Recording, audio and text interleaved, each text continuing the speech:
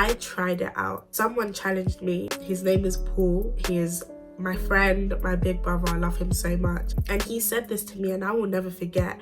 And he said, I understand that you have experienced this and I'm not dismissing your experience, but as long as you don't stay there.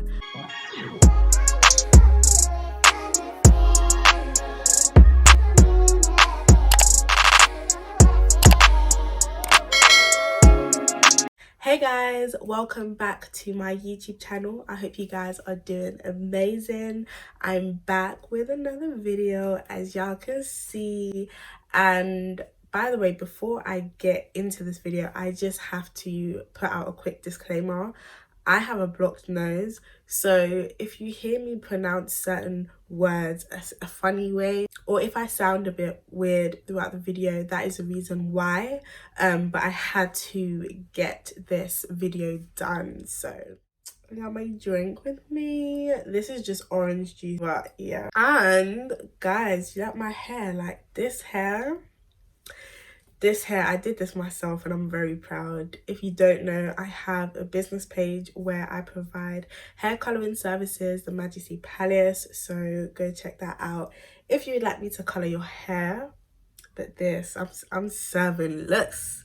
Anyways, let's get into the video. God has laid on my heart this series to do. I don't know how long it's going to be, but this series is committed to healing. I'm just gonna call it healing series. I will be talking about my healing journey as well. But before we get into all of that stuff, I thought it was appropriate to start with like an introduction, a foundation, to kind of lay out what emotional healing is, what it looks like, why it's important, before we delve deeper into the other topics. I pray that you guys are blessed through this journey. I pray that you guys even experience a depth of healing in your own lives.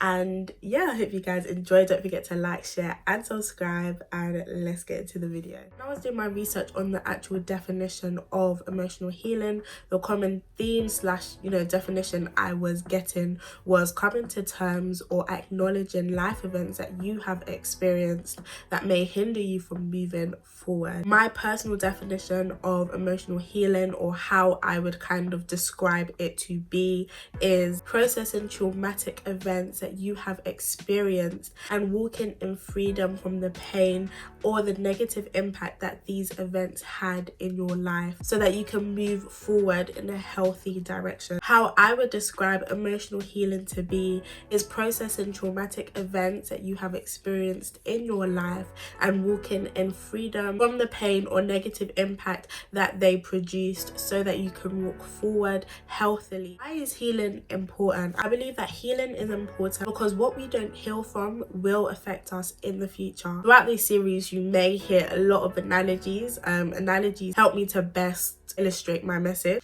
So imagine, I've cut myself, and if I don't tend to this cut, I'm going to bleed and I'm going to bleed, and it could potentially get infected. It could potentially have consequences. It could potentially have complications. This may affect my ability to even engage in certain activities because I haven't treated my cut. I haven't treated that wound. And the more that I leave this cut open, the more that it's prone to become infected, the more it's prone to get worse. And this is the same with emotional healing. When you don't tend to and heal from the wounds that have been produced by the life events that you have experienced, then it affects how you show up in life. It affects how you show up in your friendships. It affects how you show up in romantic relationships, in how you view yourself, and how you treat and interact with others, with how you communicate with others. Another example that I just made up,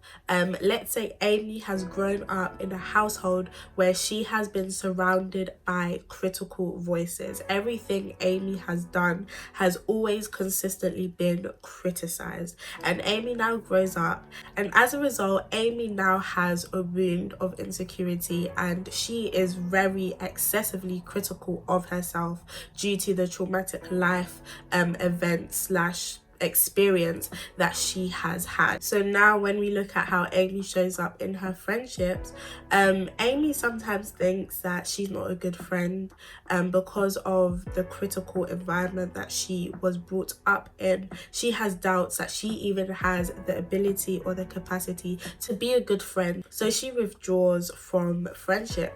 Or let's say Amy has a cake business now, and this is affecting how she shows up in her business because she's always critical of every single cake that she makes. Every cake that she makes, she doesn't think that it's good, when in truth she's actually good. Or it could affect Amy as a creative, and let's say Amy makes songs and she enjoys making music, but she never has the confidence to put them out there. She never has the confidence to actually go far with her music. She doesn't have the confidence to actually put her music out there, to share it with the public, because of this wound that she has experienced through that traumatic event of being verbally abused, or just growing up in a critical household. And this is all just an example.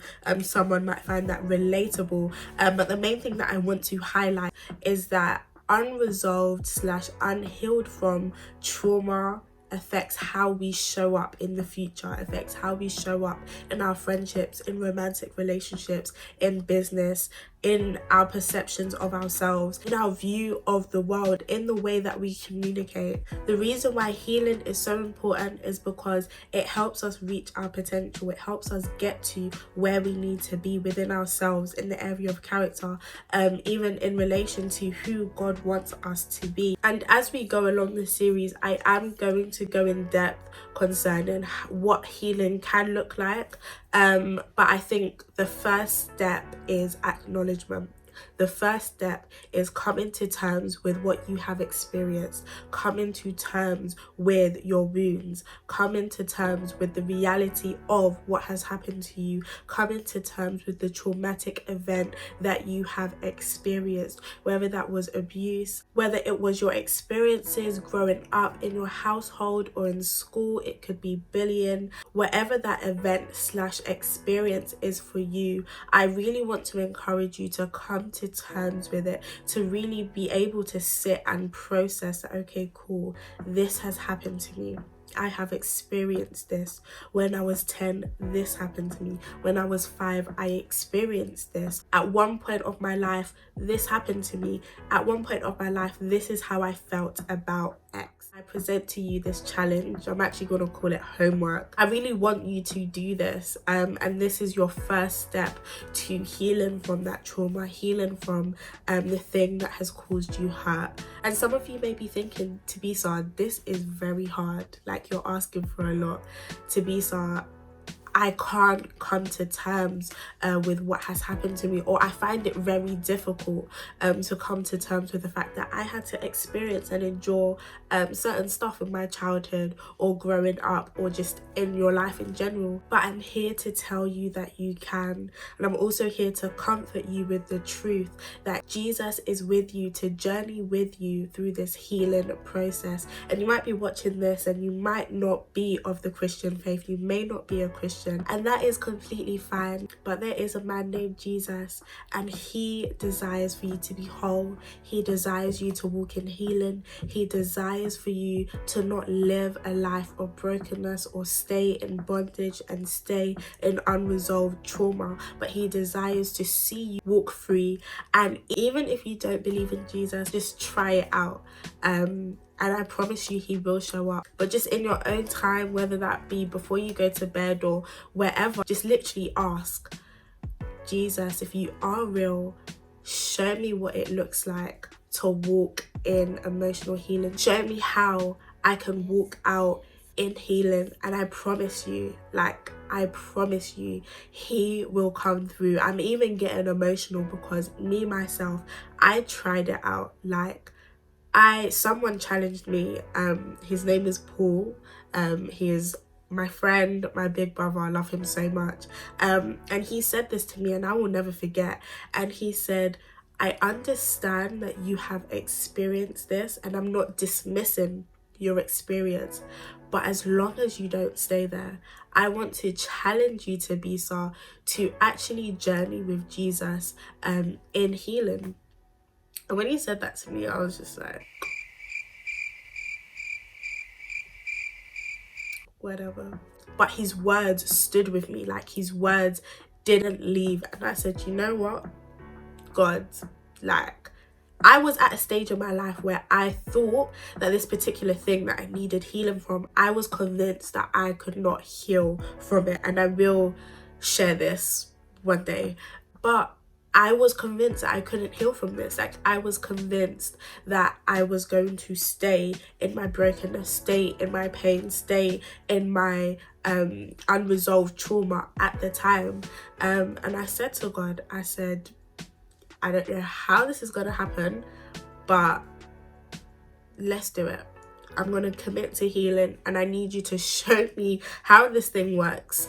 Show me what it looks like to heal from this. Like, how am I going to heal from this pain? I don't know, but I need you to show me. And when I said this, God blew my mind. So I want to encourage you this week to, one, acknowledge your traumatic event, to acknowledge the thing that you need healing from, to acknowledge your wounds, to acknowledge that experience that caused you pain. And two, whether you are a Christian or whether you are not a Christian, I want you to ask God to show you what it looks like to walk in healing. I want you to ask him to show you what it looks like to commit to the journey, to commit to the process of healing. And that is it for today's video. I hope that you guys are blessed. Please let me know how your journey is going. I would love to actually receive updates. So I'm going to leave my Instagram here, and I'm going to leave it in the description box too. Please DM me, let me know what you thought of this and how you're able to implement this in your life, and just update me with your processes. I would genuinely love to hear. God bless you, and I love you guys so much. Bye guys.